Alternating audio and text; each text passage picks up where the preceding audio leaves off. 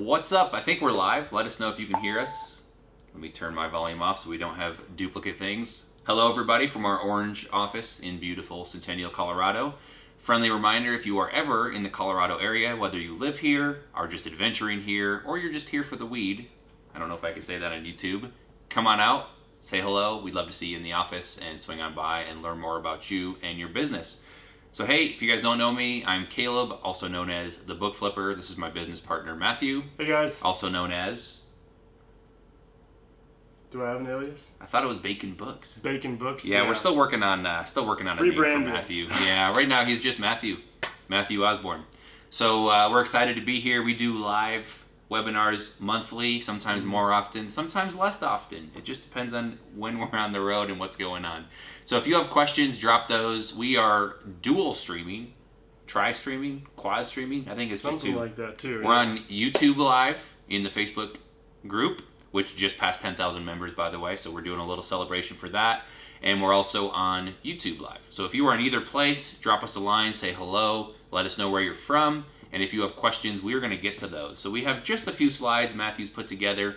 We're going to explain some stuff that's going on in our community and some ways that you can get access to us. We're going to be traveling a bit, coming to some other cities and hoping to meet up with some of you face-to-face.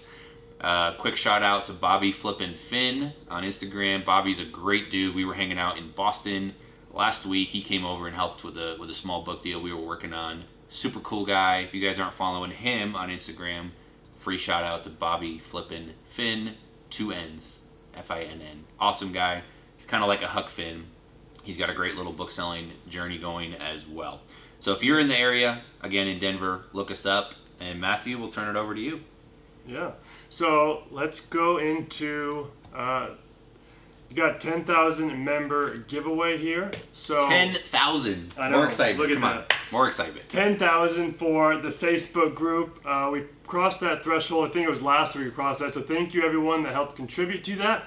If you guys remember, I think it was about a month and a half ago, we started a giveaway where if you guys become affiliates and you refer people over to the Facebook page and help us get to that 10,000 member mark, we're going to do a giveaway, and some of the things included in that giveaway, let me throw that up here, was 3 months free of ScoutIQ, one of those limited edition Just Scan It t-shirts. We've got an Opticon 2002 in there. We've got a Scotty peeler. It's not the one listed there though. It's actually a blue one that has the ScoutIQ logo on it. And then a free membership to Book Flipper University. And we picked through everyone that became an affiliate and referred at least one person over to the Facebook group. We did a random drawing of all of those people. And you want to say who won? And the winner is, drum roll, Stephen Cardia, I'm guessing. Yeah. Stephen, we'll be reaching out to you, getting your address, and sending you a lovely bundle of awesome things, and we'll make sure to hook you up with your discounts on the subscription as well. Yep. Yeah, hopefully you're watching this, but if you're not, I'll reach out to you personally and get your address and everything and get all of those winnings over to you. So congratulations, and thank you for helping to refer people over to the community. Yeah, and awesome. Growing this community. Thank you guys also just being a part of this community. It's crazy how much activity is going on in this Facebook group. You guys know it. Someone can put a question and we'll have 50 responses in 10 minutes to their question. So thank you guys for all you contribute to this community and what you guys have made it into. Definitely would not be the same without the 10,000 of you. No, it would just be us talking to each other, and we have enough of that, trust me. I will say this too, and kind of echoing what Matthew said, just the community is great. I came from a very competitive industry before. I used to be in marketing for medical sales, so hip and knee replacements, trauma products, spine products, and there were 3 companies, not 1, not 2, 3 in the same town. There's only 15,000 people in this small town in Indiana. I see a lot of Indiana people in the Facebook or the YouTube comments, so what's up everybody in Indiana? My old hometown was Warsaw, so kind of north central. And the community, I mean, it was very common to have a husband-wife team that worked on 2 different companies, and they would never talk business with each other.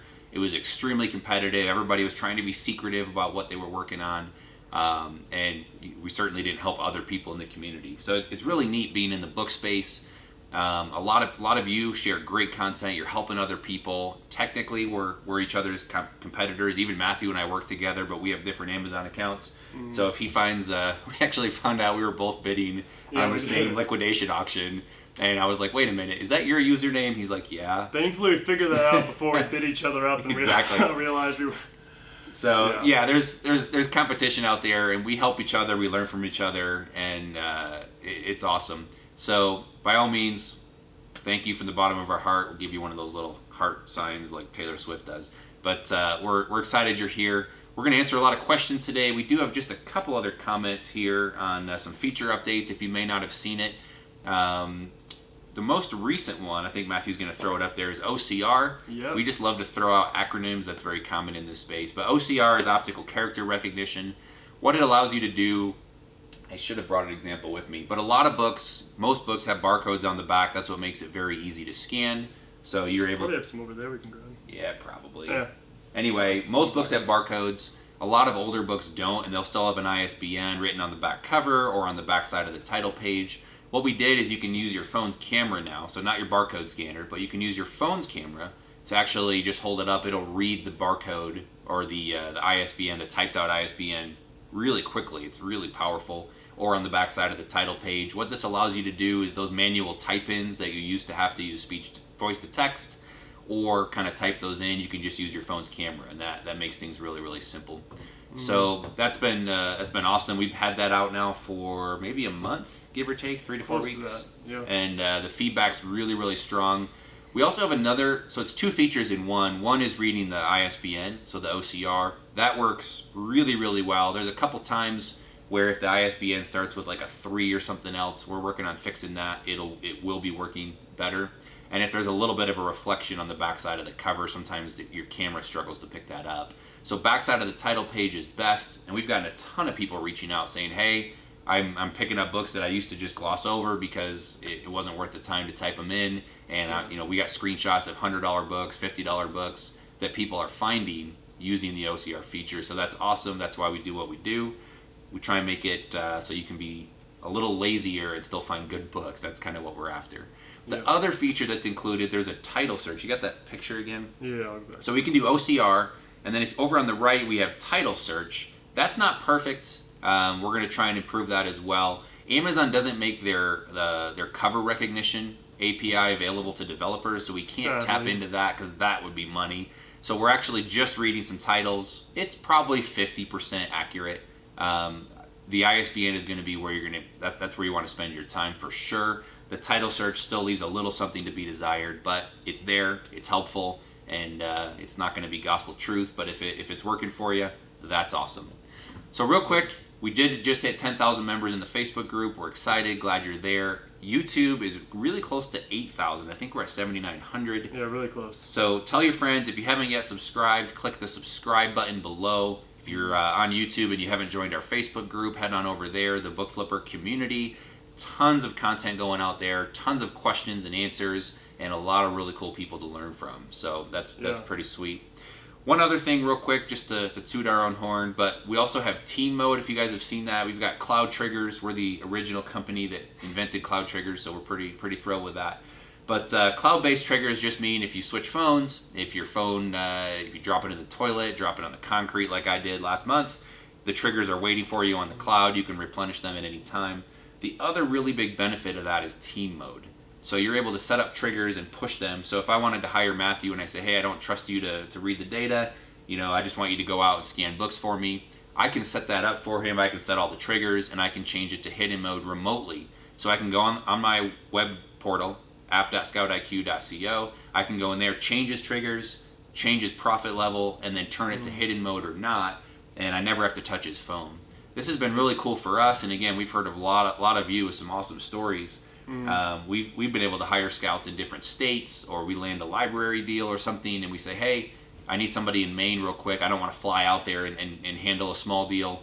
Here's the app, log in. They can actually just go right in, and it works really well. So we've been able to do that. If you guys are getting creative, if you find deals out of the state, whether it's liquidation auctions, library sales, estate sales, maybe some big deal that your grandma found for you, make sure you tip her, be nice to grandma. If you can find that, you can set up triggers, give somebody a login to the app, and it's really, really powerful. So that's a way to kind of grow your business. And we've been hearing tons of people reaching out saying thank you. I'm in Texas. I found someone in California to go in for an afternoon and get the books for me. So that's been pretty cool. Matthew's got just a couple other things, a couple other ways that you can see us in the near future. Many of you were at the Chicago event for Turn the Page, and Matthew's going to share just a bit about the next event coming up. Yeah, so coming up on October 17th, 18th, and 19th in Atlanta, Georgia, there'll be another Turn the Page event. So Thursday, normally people come at nighttime. We have normally like a meet and greet at nighttime. We'll meet up somewhere for dinner. The actual event will be on Friday. Yep. But we'll have speakers that come in and we'll talk about different. Is there a main topic for this Turn the Page, or is it kind of? Nope, it's going to be generic. Okay.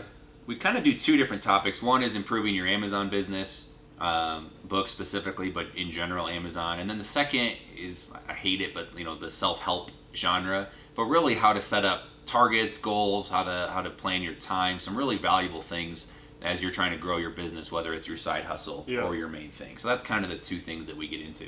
Yeah, and that'll be Friday, and then Saturday is more of the fun day. A lot of people go out and they'll play golf or something like that. Or you can go out and see the city. These are great networking events if you haven't been to one of them before. And also, whether you're a small seller or a really big seller, there's everyone that comes to these events, from the brand new people that are a month in to the people that are at 7 figures and beyond sometimes. So don't let your size intimidate you when you come to an event like this. It'll be really fun. You get to meet some cool people and hang out there. Yeah. That'd be sweet. So use that bit.ly link down there at the bottom. You can type it in bit.ly/TTP, all lowercase, -Atlanta, and you guys can pick up tickets there for that event. We have roughly 30 available, something like that? I think we're only going to do 20 to 25. It's going to be a 20, smaller 25. event. We're actually going to do the event in the Airbnb unless we have a ton of demand. We've tried to do some bigger events. I think we had 65, 75 people in Vegas. Of course, Vegas is a big draw. That was great. It's a lot of extra effort to find a venue, try and make sure we've got microphones, and kind of do a big production. And that was a lot of fun in Vegas. We've done some smaller events. We did like the basement of a coffee shop in Chicago, that was pretty cool. Atlanta, I think we're going to stick with a smaller size, so 20 to 25 attendees. We've already sold maybe 10 tickets, give or take, so there's not that many left. So if you want to jump on them, do that. We will have a couple of VIP tickets where you can actually stay in the house with the speakers. You'll get your own, your own room. There's all bunk beds. Yeah, bunk beds. Everybody pick a bunk. And we don't have any details on that yet. It'll be a couple $100 extra, but the tickets are really reasonable. This is not an expensive conference. You'll spend more on your flights and usually lodging than the tickets. So check out that bit.ly link and join us in Atlanta. And again, it's just a great chance to meet with fellow sellers, hear some of the speakers. I don't have the speaker lineup just yet. We've got a bulk seller in David Chung that's spoken in the past. Reezy Resells has spoken. Rob Knight does a lot of textbooks. I think he'll be there in Atlanta. Jeff Bezos still trying to sort that out. Right? Jeff has we said maybe. Him. He said maybe. Said maybe, which probably means maybe not. And we're trying to work on a couple new speakers as well, so stay tuned there. And we usually have an accountant in the house as well. So cool. So post a link. I'll post that here as well, but it's bit.ly/TTP Atlanta. So I'll post that on the YouTube group for those that are asking. Awesome. All right, what else do we got? I got Q&A. Q&A. All right, real quick. So that's October 16, 17, 18 in Atlanta, whatever that weekend 18th is. is a Friday. So yeah. So the 18th will be the event. I am flying out tonight to Philadelphia, the city of brotherly love. I want to get out there and run up the steps just like Rocky. We're going to be doing that. But I'm going to be late tonight, and I should be there all next week. We're actually buying out an old bookstore, courtesy of a lead from somebody in the Facebook group, so don't be sleeping on that. Avery, Romer the Romer, on Instagram, if you guys know who he is. Avery Martin will be out there, and we're going to be hanging out and hopefully buying a lot of books from a bookstore. It might be a dud. We'll kind of share that adventure, whether we make a lot of money or waste a trip. We'll find out. But we'll let you know. If you guys are in the Philadelphia area or want to be, look us up. I think this Monday, so 3 days from now. Yep. It's Friday right now. Monday the 6th, I think, August 26th, if you're watching this. We're going to be in Philadelphia, and we should have most of the day free. If you guys want to swing by our Airbnb, we've got some ping pong, foosball. We'll grab some food. Come on over. Maybe we can go hit up some thrift stores together. If you're in the area, drop us a line, message me on Facebook. You can email me, caleb@thebookflipper.com. That's CALEB @thebookflipper.com. Drop us a note. We'd love, we might put you to work too. So if you want to earn some cash, we might put you to work scanning some books for us. But Philadelphia, look us up there. That's our next trip, and then Atlanta later on.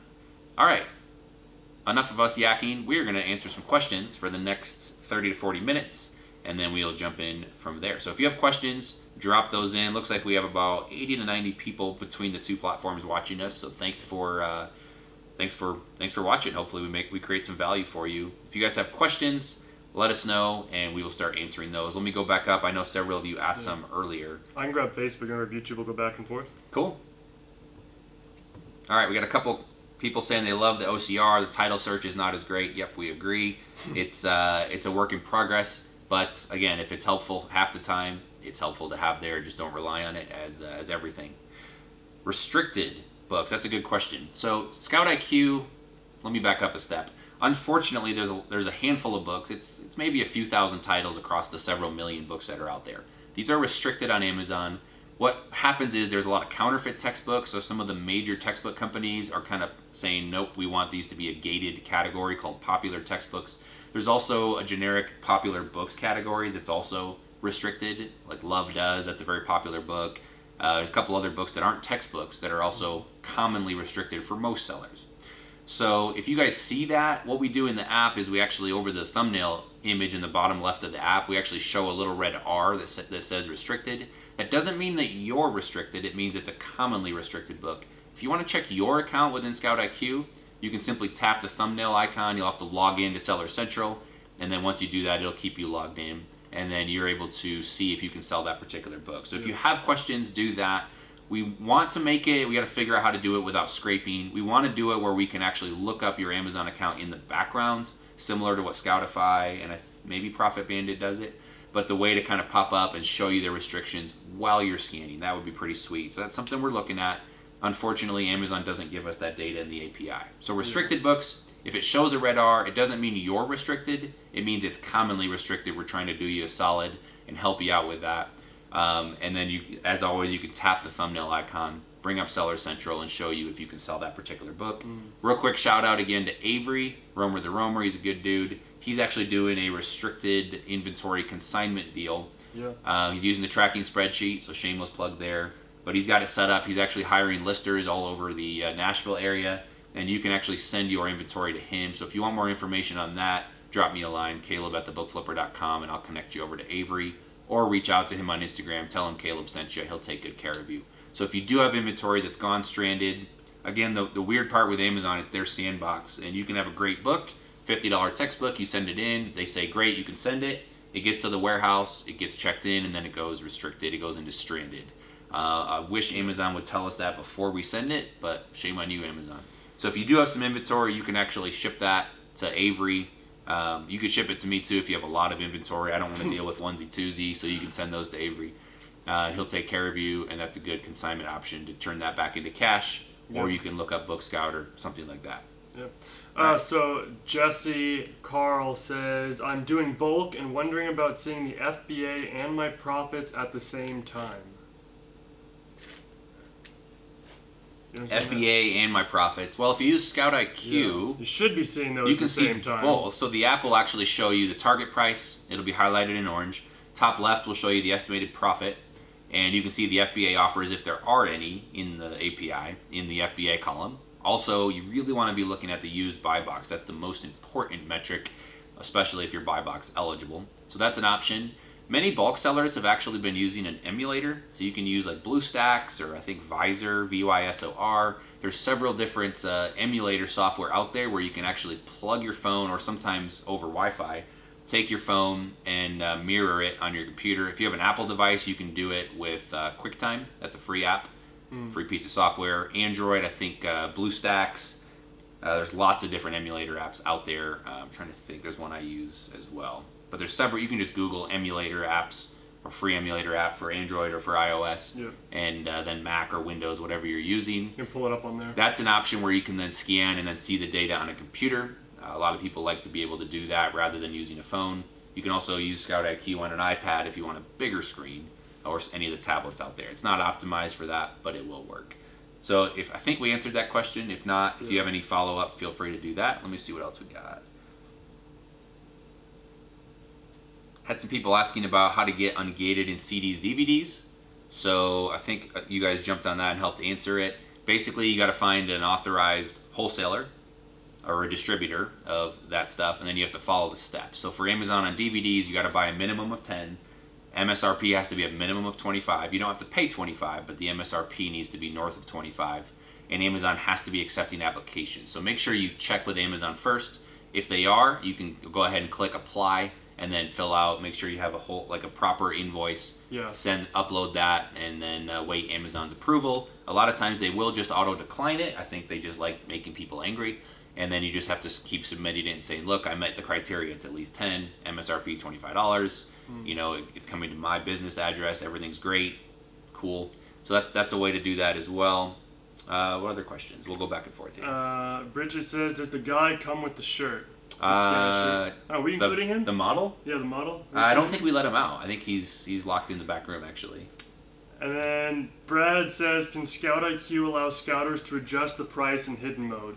Not currently. Not currently. Several of you have asked. We'll probably add the buy cost back in because I know that's important.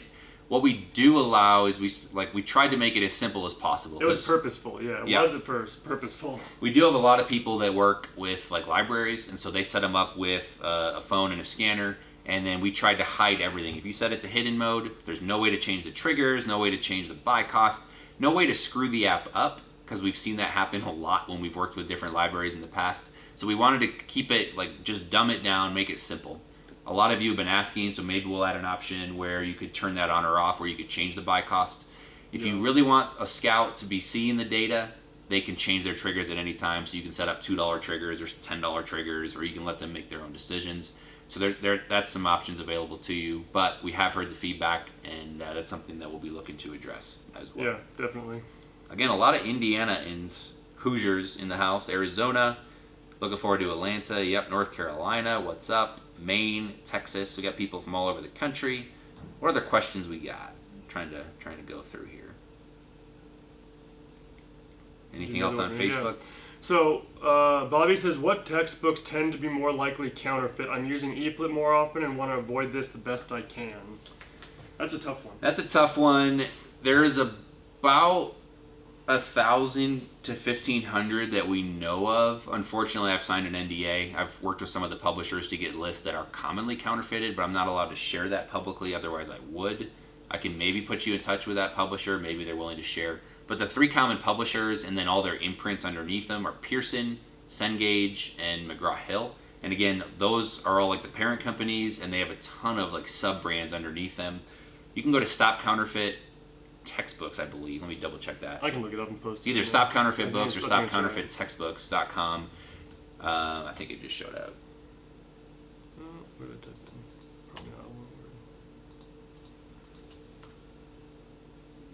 one word. StopCounterfeitBooks.com. Yeah, so StopCounterfeitBooks.com. That'll show you, and I think they actually have some of the... What to avoid, counterfeit textbook, learn how to identify one. Look what at to the do about real quick, or resources. About the publisher. So they have the publishers there. So there's some things there. It's a great website I'll put together by the law firm. YouTube and Facebook chat. So we'll throw those out there. You can check out that website. There's not, so again, those 3 publishers you want to avoid, as well as there's a number of like sub-publishers. And a lot of those books are great. There's no issues there.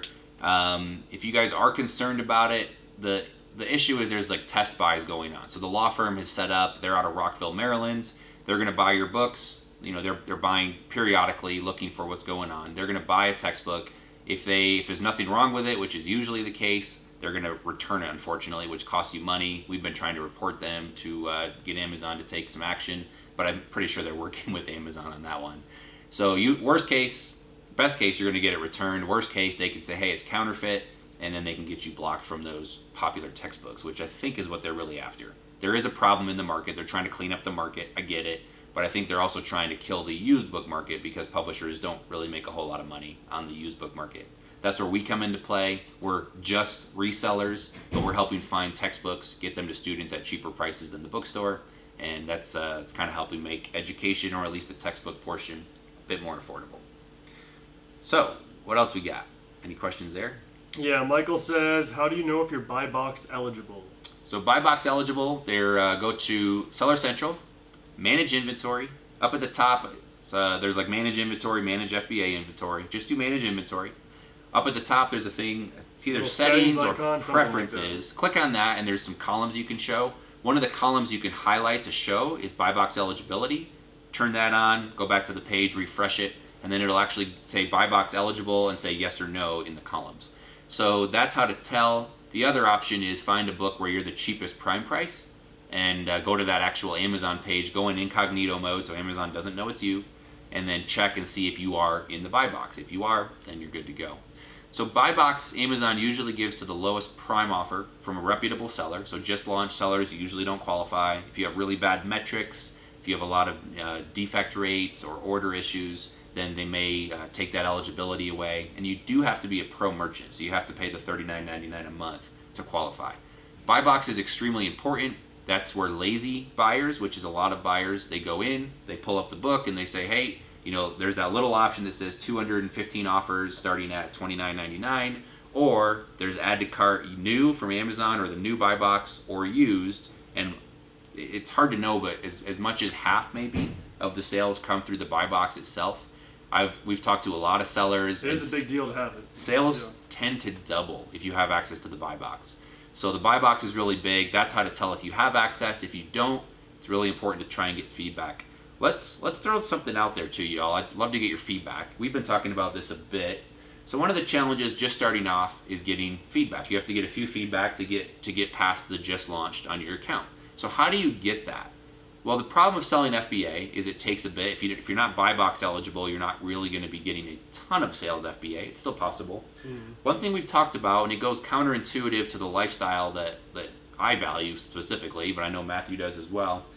What do you guys think of this? We'd love to hear your feedback. Comment on the channel here as well. We're thinking of promoting or encouraging new sellers to actually sell merchant fulfilled. This does a couple things. One, it takes away some of the barriers to figuring out listing software, getting a label printer, dealing with split shipments, figuring out how to send it to Amazon. It basically reduces the learning curve to scout, find some books, list them, either with listing software directly through Seller Central, what have you, and leave a pile of books on your shelf, for example. So we're thinking of doing that. The benefit there is merchant fulfilled really competes on price. The buy box is not as big of a deal because that usually goes to prime sellers. So you can compete on price.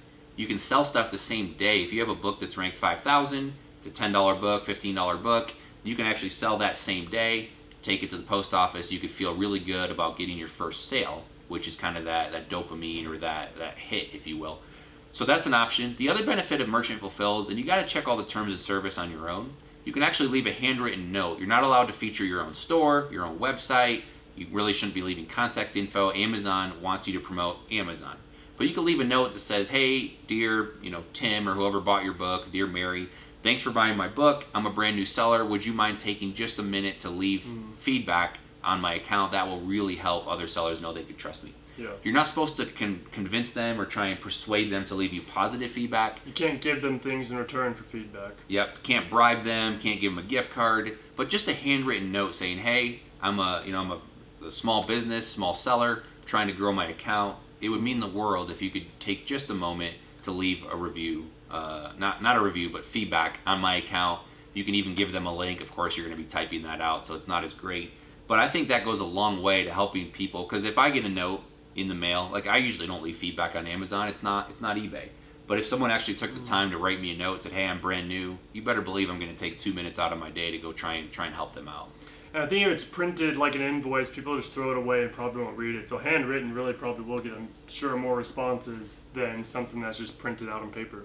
Yep. Yeah, so I'm curious, for those of you that have been selling for a while, do you think it would have helped you to start out merchant fulfilled, even for just a couple weeks, to get that sale a lot quicker, to post things instantly, and also have a lot less fees to go along with it? Let us know in the comments if you think that would have helped you getting started out. We did a poll a little while ago that asked people what was their aha moment that made them stick to selling on Amazon, and everyone pretty much said when they saw their first sale come in on Amazon. So the faster people can get that first sale, the more likely they are probably to stick with selling on Amazon. So curious to hear you guys' thoughts on that. Yeah, let us know. Are we crazy, or is this actually a good idea to try and help sellers Of course, once you're up and running, once you get some feedback, I think doing merchant fulfilled and running orders to the post office every day makes you really appreciate FBA, and then you're willing to push through that learning curve. Again, there's not too much complexity in this business, but it is a lot to soak in. Trying to get set up with Amazon, figuring out the API setup, getting an app, figuring out how to list. There's a lot of pieces. So if we can simplify that, I think that's really going to help. So let us know. Is that a crazy idea to encourage merchant fulfilled right out of the gate and then switch over, depending on if that makes sense or not? Let us know. We also have some other questions. Here's one. Do you guys happen to know the legality of finding stuff in books? Assuming if you buy it and have a receipt, then the contents are yours. I think so. Depends on what you're finding. So. If it's illegal, probably not. But if you're finding cash in your books. Yeah, are you finding cocaine in books? Or cash. There's a big difference there. But I have seen people that find cash, like several thousand, and actually found like the old owner's name in it. Like they happened to donate it, and they were able to track down the owner and give it back. That's pretty cool. I'm not really a big believer in karma or anything, but that is the right thing to do if you can find the owner. But I think if you bought it, it's yours. I wouldn't recommend storing your cash in books, no. But whatever works. Actually, I'll post this on Instagram at the Book Flipper if you don't follow me already. But someone actually messaged me yesterday. They were, I think, in a thrift store, found a book, and it's one of those books that you open it up and it's got a safe in there, so the pages are kind of hollowed out. And they opened it up and there was jewelry inside, like diamonds, gold, silver. So they took it into a jewelry shop and said, hey, can you check it out? Well, some of it was cubic zirconium, some of it was actual diamonds, and some of it was actual gold, silver. So they said it's probably worth a little over $1,000. The guy there was going to offer him $300 on the spot, so he's going to kind of check it out more.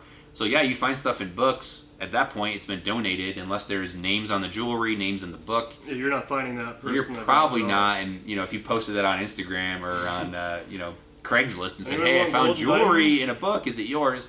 You're going to get a lot of people saying, yeah, it's mine. So I think it's yours. We're not lawyers, we're not accountants, but I think if you find it, it's yours. So again, if you found really cool stuff in books, let us know. Yeah, post it in the group. Curious to see what people are finding in there. I finally found cash. Avery and I, we were in Tennessee. We found cash. I think it was $6. So we were rich. We're ready to retire. But finally found cash. I see a lot of you posting photos about that all the time. I always page through the books when we're listing just to get a quick condition, and also fingers crossed cash will come out. But have you found cash? I haven't found cash, but I found vows. Someone's vows from their wedding vows? Yeah, their wedding vows all folded up inside. Nice. So clarification question real fast from Jessie. So she's the one that asked if FBA and profit at the same time. She meant to type, can you see merchant filled profit and FBA profit at the same time? No, that would be cool though to see both side by side. Right now you have to switch back and forth. We do have ideas for that, but yeah. Yeah, so if you drop us an email, info@scoutiq.co, that'd be cool. Okay, legality. We'll get past that. Advice on sorting through old books. No ISBN, no barcode, what to look for. Your best bet is probably the cover search / title page search with the Amazon Seller app. You can actually look it up on there and you can see the rank and the lowest price just from the main screen. It does take a few taps to bring up your camera every time, but that's a decent option to go through and try and find the right book. You could do a title search with ScoutIQ. You could try the OCR feature. It's not perfect. Or you could do speech to text and do the title that way, and oftentimes you'll find it. ScoutIQ will bring up all the results if there's multiple. It's harder to find. There's often multiple listings just because the catalog's not very clean when there's no ISBN. So we don't do a lot of collectibles. I probably miss money, and I know that Matt, Mina, if you're out there, I know that you're busting my hump a lot about passing over collectible books. You're absolutely right, but I'm a data guy. I'm just going to go through books as fast as I can, and I know I'm leaving money on the table when it comes to collectibles, but I got to pick what's the best use of my time. Any other questions? We're getting to them. If you have questions, drop them, and we're going to keep scrolling through and see what we got. Yeah, so let me scroll back up here. So Eddie says, I'm having some issues with scaling. I'm on the fence to whether buy a bigger vehicle, a Ford Transit, in order to bring in more raw inventory, or upgrade my current warehouse space to a larger one. I'm currently running out of space in the unit, as well as just with 1 week's worth of books to pick up. So if you invest in a truck to bring in more inventory, but you're already at your peak with where you're taking the inventory to, it seems like a problem right there. Yeah, so business is a game of limits. Not what is that? Not trigonometry. What's the calculus? kind of like calculus. Business is calculus. We're going to get into math. So you're going to run into limits. Most people think that your business scales like this. It's just a straight line, and if you work harder, you make more money, or at some point it maybe just takes off and goes up logarithmically or exponentially. That's not necessarily a thing. Business actually grows, plateaus, maybe shrinks, grows, plateaus. And so you're running into limits. So Eddie, we met at Greg's event, but I think you've been to one of the Turn the Page too as well. He's got some awesome clear glasses, super cool dude. Hello Kitty dealer on Instagram. Ask him about that story. That's kind of weird, but very, very recognizable. Eddie's doing a deal. I hope you don't mind me sharing, but I know that you run around and you do free book pickups in the area, kind of junk collection services, and he's kind of built a pretty good thing. I think you're out on the East Coast, New York, if memory serves me correctly. So he's running into issues where he's filling his van too many times, filling his storage unit too many times, and he's reaching the point where he can only handle, 1,000 books a week or whatever it is, or 1,000 square feet. Yeah. So I don't know which one you want to figure out, Eddie. That's awesome that there's so many books, so that's pretty cool. But sorry, I got distracted. Bill Martlink is on the phone.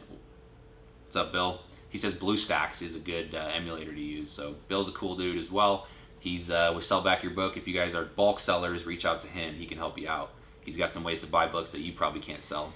But yeah, I don't know, Eddie. As far as the scaling question, what you should do next, I would try and clean up the back end so you have enough listers in place to handle the inventory and get it out. Kind of like sewage problem, garbage in, garbage out. If you've got a backup in the pipes, you can't just keep running more stuff down your toilet because it's already backed up. So you got to figure out.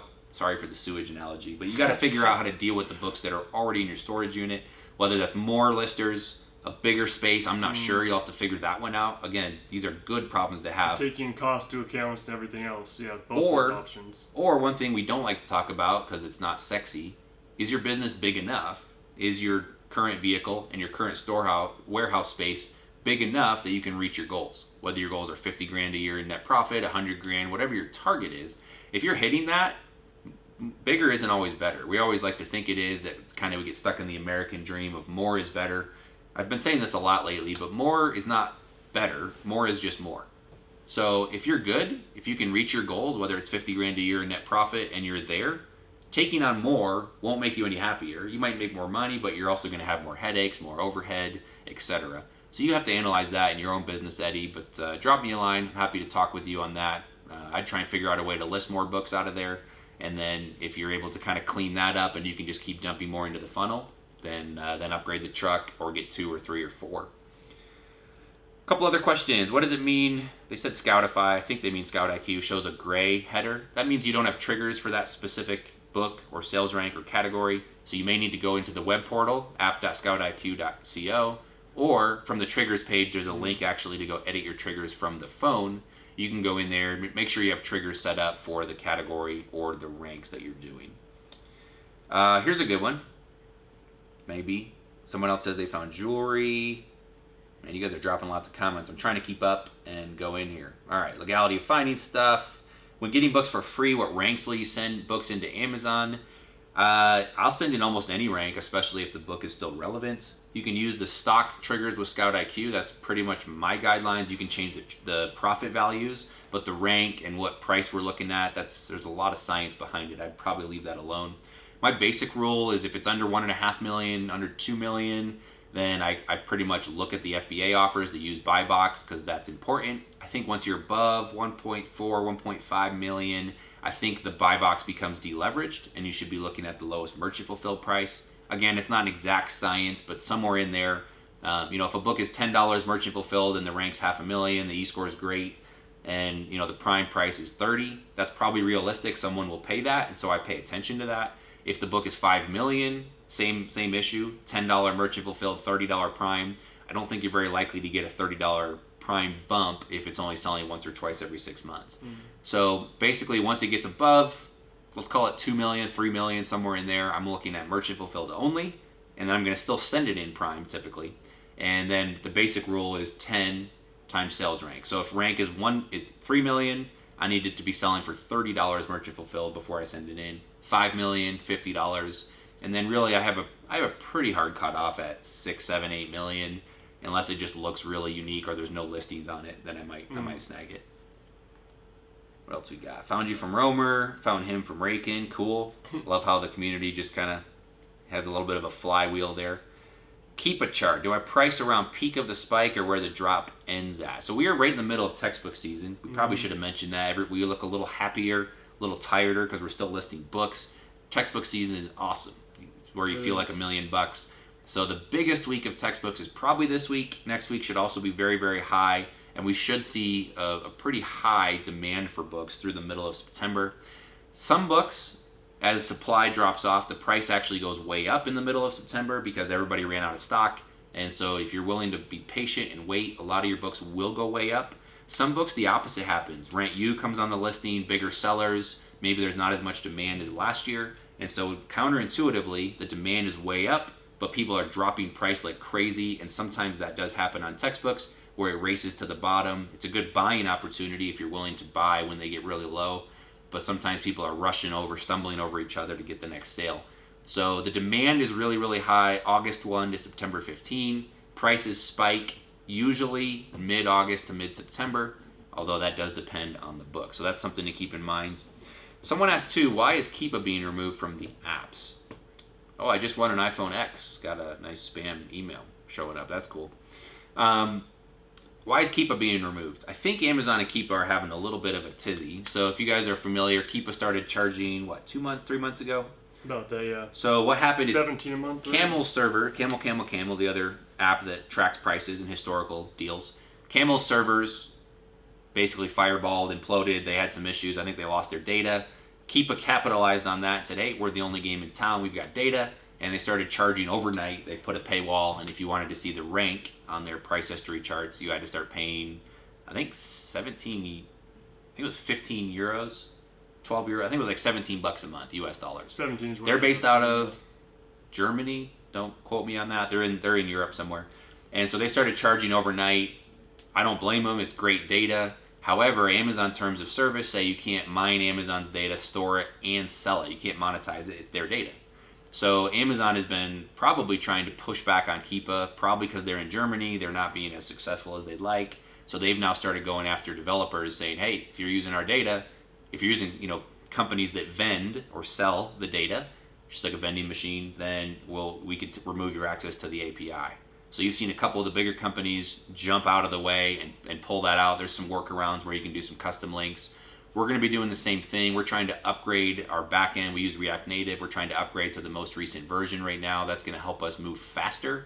So that's been slowing us up. It's a lot of technical debt that we're cleaning up, but we'll probably be removing it as well. Amazon hasn't reached out to us. I don't know that they will. I don't know if it's exactly spelled out in the terms of service. We have read them, and it does appear that that's why Keepa's being removed from these apps, or at least defeatured. So look for other companies to be doing that. We'll probably jump on that bandwagon as well because, again, Amazon Sandbox, we just play Better be it. safe than sorry, yeah. Yep. Just sold the book, Merchant Fulfilled. The person lives 5 minutes away. Should I drop it off? No. That's creepy. Or does Amazon really need that tracking info? Just send them a message. That's your front door, ... Yeah. We've got someone Leave it scanning there. books right now, too. In the background, we got a textbook 290 number. That's cool. Don't, JB Flips, don't hand deliver that. That's creepy. It's weird. Don't do that. Just ship it. And the tracking number is pretty important as well. My sales soared after becoming eligible for buy box. Yeah, it's pretty sweet. Is there any way around having a credit card on the Amazon seller account? Used to have debit card, but Amazon won't accept it. I don't know if you can do direct deposit. I think they can do that, but credit card is obviously their preferred method. Sorry if you're a Dave Ramsey fan, but get the credit card if you're able to. Matthew, any other questions while I'm pulling up stuff on YouTube? Yeah, keep the questions coming. We'll keep yakking for another 15, 20 minutes. So guys. Christian has an interesting view on the MF discussion we're talking about. Yeah, He let's said hear that. It'll definitely increase your feedback, but there's also a chance to get negative feedback. You won't be as secure as selling FBA books, which is true. A lot more of those feedback can go on you. You can't push it back on Amazon and ask for it to be removed. But feedback will help, whether it's good or bad. He said you'll get more feedback, which is probably true. It's definitely a valid point there. Yeah, I know that the benefit that we're trying to get after is time to your first sale. So we're trying to make that faster, decrease the learning curve, and then try and handwrite notes to get feedback. I guess you could handwrite notes in your FBA books too to ask for it. It won't be personal. You can't put the buyer's name. You don't know who that's going to be. Is that still against them? It might be again. It might be Research the against terms of service. Yeah, check it out. That might be an FBA against it, but it might not be. But again, as long as you're promoting Amazon and trying to make the good customer experience, Amazon usually sides with you. But that was Christian from Latin Pickers. Yeah. Saw they just shipped out like 7 to 10 pallets. Good work, guys. Nice They're work. crushing it in the bulk space as well. So go follow them, Latin_Pickers on Instagram. Good dudes. Brian Fisher says, I started listing my own collection merchant fulfilled. I was hooked from the first sale. So yeah, it's exactly what we're talking about right there. Sweet. Is that feedback tip for MF? Yeah. You can also cross-list books on Merchant Fulfilled. So Hemo Hustles or Hector is saying cross-list vintage books on Merchant Fulfilled. One of the other benefits of Merchant Fulfilling is you can, because it's on your shelf, you can sell that on multiple platforms at the same time. So there's software out there that'll do it. I know NitoScan, some other software, maybe Joe Lister. You can look up cross-listing Merchant Fulfilled items. You can list on Amazon, eBay. There's like 20 plus platforms out there. Mercari maybe. Half.com's gone. Alibris. I'm blanking on some of the other ones, but Amazon and eBay are the big ones for sure for books. And then that's an option. You can try and find other buyers that are looking there as well. Started eBay, made the transition to Amazon a lot easier. Yeah, you're used to it as well. What else we got? I would love to go Merchant Fulfilled with a big operation, but if I can do FBA and provide for my family, my time is priceless. 100%. Mm-hmm. Again, more is not better. More is just more. So being able to set up a huge operation, unless you love the systems and hiring local people, and you want to have a warehouse space or a location, man, freedom that you can get from FBA is really where it's at. I've never found anything of value. We were talking about finding books or jewelry. Most of the books I source bring me cash, yeah, but not directly, not in the book. 3 packs of uncirculated dollar coins inside a book valued at $60. That's pretty cool. Any other questions on? Yeah, someone eBay? wants to know, how do you send in a 90-pound encyclopedia set to FBA? It's over Yeah. the 50-pound limit. So you can only send 50 pounds in a box. If you go over, Amazon will slap your wrist. You have to kiss Jeff Bezos' ring and apologize. If you do it, never do it again. If you do it multiple times, they need to have a good plan of action. How you're going to hire 6 people to scan it or weigh it independently. It gets kind of crazy, and they'll start charging you. They're really protecting their employees. So you can't send boxes over 50 pounds, except if it's a single set. So if it's a single SKU, like an encyclopedia set, you can send it in one box. It can be over 50. I think it still has to be under, don't quote me, under 75. Look it up. And you can say, single SKU. Team lift. You have to say team lift, heavy, follow Amazon's rules. You can do that. And then you want to say sold as a set, do not separate as well, so they don't open it and try and distribute your books onto the warehouse. That's an option. I think if you have way more than that, you can actually put it in multiple boxes and say like set 1 of 1, 1 of 3, 2 of 3, 3 of 3. But or you can merchant fulfill that if it's too crazy, because that's going to be a nightmare to send in. But sets, don't sleep on sets. There's some really valuable sets out there as well. Do you have to take your own pics and write your own description with Merchant Fulfilled? Nope. You can use Amazon's data. You can list it just like you would on the regular listing. That's a nice perk of Amazon versus eBay. You don't have to take pictures. They're already there. You could take a picture to have your listing stand out, but I don't think it's worth the effort. So that's something else that you can be doing as well. What other questions we have? I have over 44 pallets left over from a bulk Gaylord buy. So you bought a whole truckload. Any suggestions on recyclers? Shane, depends on where you're located. You can reach out. Unfortunately, there's not very much data, or not very much scrap rate right now for paper. China stopped taking it. The market's kind of dropped out. It's going to be hard to find someone that will pay you for it. Someone will take it, either for free or maybe you have to pay a little bit. Depends on where you're at. I have some good contacts on the East Coast that may be able to help you. And again, one truckload, they'll take it, but they're not as interested. They like lots and lots and lots of paper. Would scouting for someone else for 20% lowest FBA price instead of selling myself be lucrative? Maybe. If you really need the cash, yeah. Otherwise, you probably want to do it yourself. The money now and no FBA fees, not having to list, ship, and price.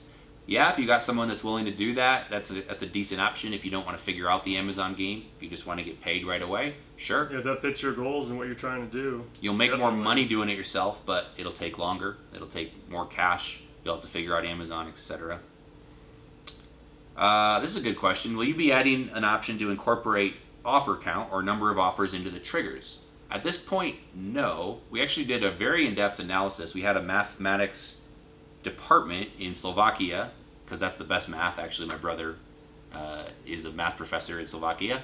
So we were able to tap into his math department, and we actually ran some statistical analysis over really large data sets on Amazon. We looked at Prime Bump, does the number of offers impact the price, the Prime Bump, etc. And it really doesn't. Number of offers has really no impact on the Prime Bump and Prime pricing. So at this point, we have no plans to implement a number of offers trigger because it's a meaningless data point. If we can prove that incorrect, then that might be something that we add. But at this point, if there is a Prime Bump, great, you can take advantage. If the e-score is good enough, sales velocity plays a much bigger role, at least from the data that we've analyzed, than number of offers.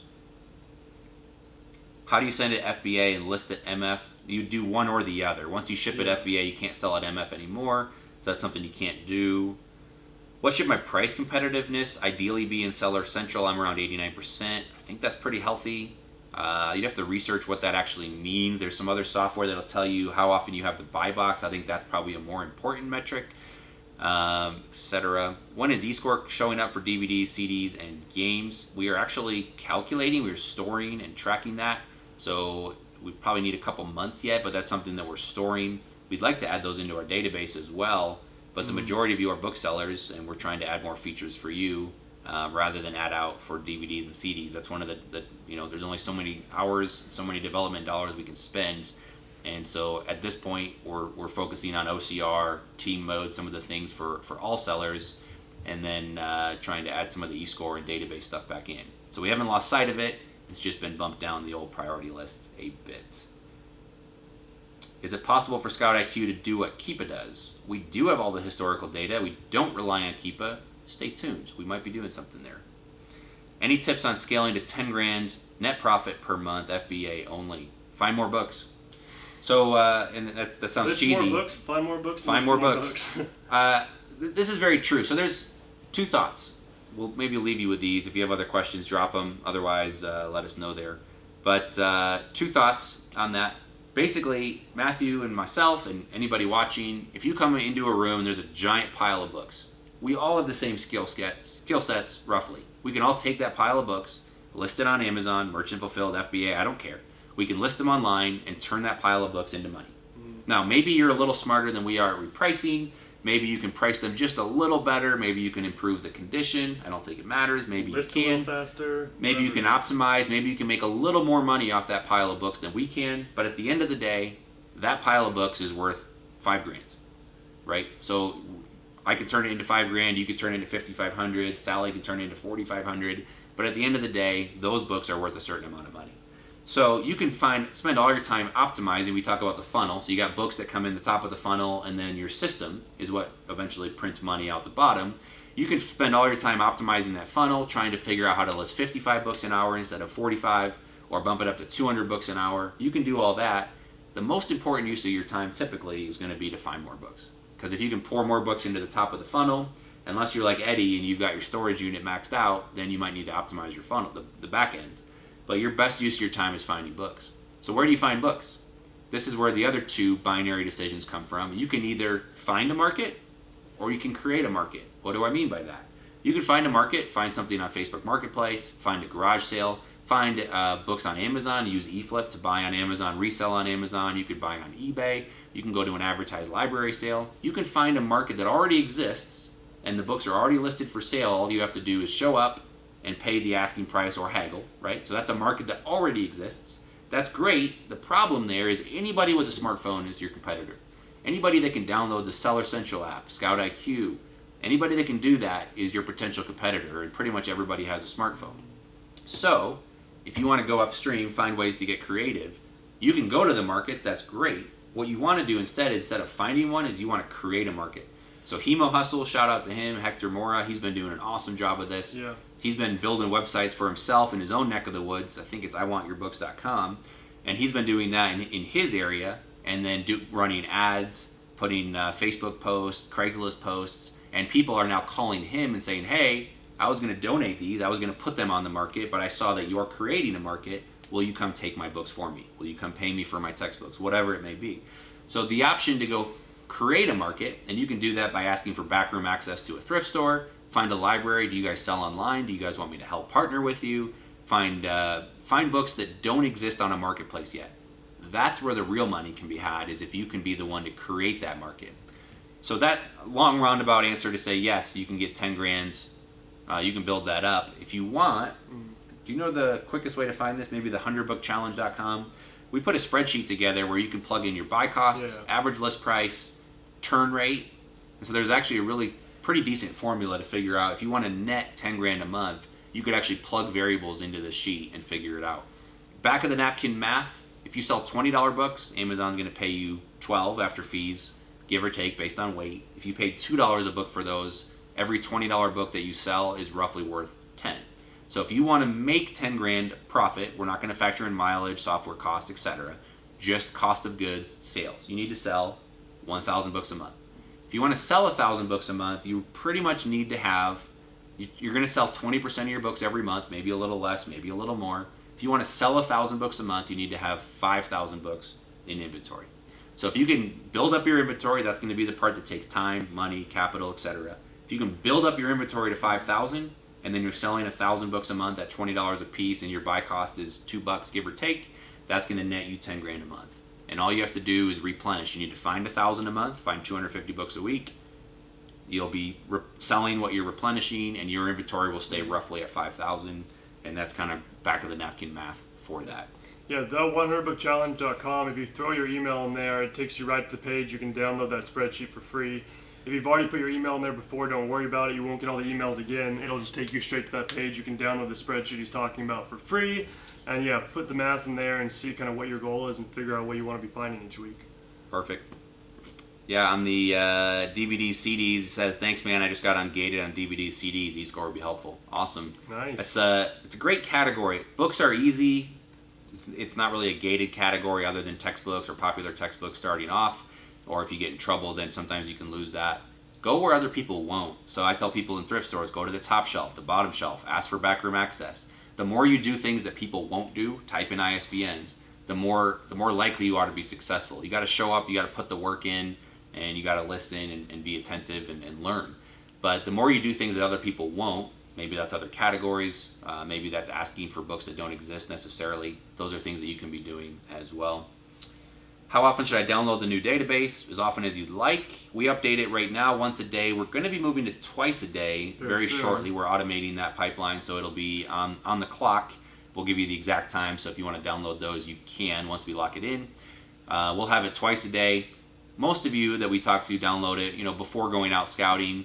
Please don't, if there's a library sale at 3 o'clock today, please don't start downloading it at 2:30. Do it the night before. Do it the morning of. If your internet's bad, if you're in a bad area and you don't have great cell service, don't do that to yourself. Make sure you plan ahead. But most people download it. A lot of you do it once a day. Some of you do it 2 or 3 times a week. I'll download it today. I'm going to a library, big bookstore sale. Again, if you're joining late, Avery Romer and I, Romer the Romer, will be in Philadelphia starting tonight all the way through next week. We're going to be buying out a bookstore with 300,000 books. So we'll let you know how that goes. If you're in Philly, want to meet up, we'll be hanging out, grabbing beers, grabbing coffee. We might put you to work. We will put you to work. Come join us in Philly. That'd be cool. What was I saying? Yeah, so I'll download tonight before I go out, before I fly out to Philly. I'll probably not update the rest of the week because that data is going to be accurate enough. Again, there's always a lag between when you send it into FBA. So I won't download every day. If I have, we have eScore, we've got the current prices. Prices do change, but not like crazy. A $50 book doesn't turn into a $5 book overnight. It does in rare cases, but the market will push that back up. So I'll download tonight, and that'll get me through next week. Okay. Meow Marin says, mine only takes 5 minutes to download. You've got some awesome internet. Sweet. Any planned improvement to the ISBN entry box, cursor, insert, etc.? We do want to make it where you don't have to press and then hit paste. If you just force push, it'll just paste whatever you got. That'd be an option. Yeah. The keyboard is custom and it's not as robust. I hate that word, but it's true. It's not as robust as your regular keyboard, but that's because we have to listen for a Bluetooth scanner. So yeah, definitely some room to improve there, but we're doing there. I will join y'all if I can have 5 beers. If you want to buy your beers, you can have all the beers you like. Want to bring beers? We'll even put you in an Uber so you don't get yourself in trouble. All right, any last questions? Going once, going twice? Don't this does IPI affect used buy box eligibility? I don't think IPI affects it, although, so IPI is inventory performance Index. It needs to be above 350. If it's under that, you need to clear out your stranded inventory. That's one of the biggest culprits. You can go in and delete old listings that have sold. That's not that big of a deal. We have hundreds of thousands probably hundreds of thousands of old listings that we haven't deleted. I've never deleted a listing. That's not killing your IPI. It's, are you selling books that you have in there? If you're getting hit with long-term storage fees and you've got a lot of old inventory that's not moving, that's going to hurt you. And if you have stranded inventory that you're not taking care of, that's going to hurt you. Yeah, I had a bunch of books randomly from an error on Amazon go stranded in my inventory like overnight and drop my IPI below that acceptable limit. The funny thing is, the amount of inventory I could send in did not change. It was still unlimited, and none of my buy box qualifications were taken away. As soon as I fixed that error, it went back up to where it was before, and so at least in my experience, when I dropped below that threshold, nothing happened.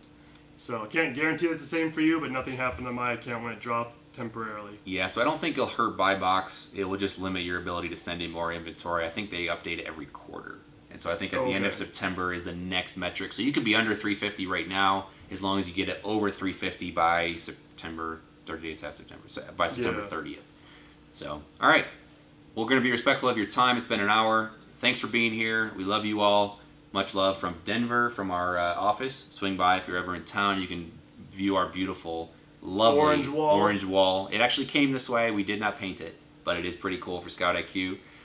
Thanks for being here, and on behalf of Matthew and myself, we will catch you next time. See you guys later.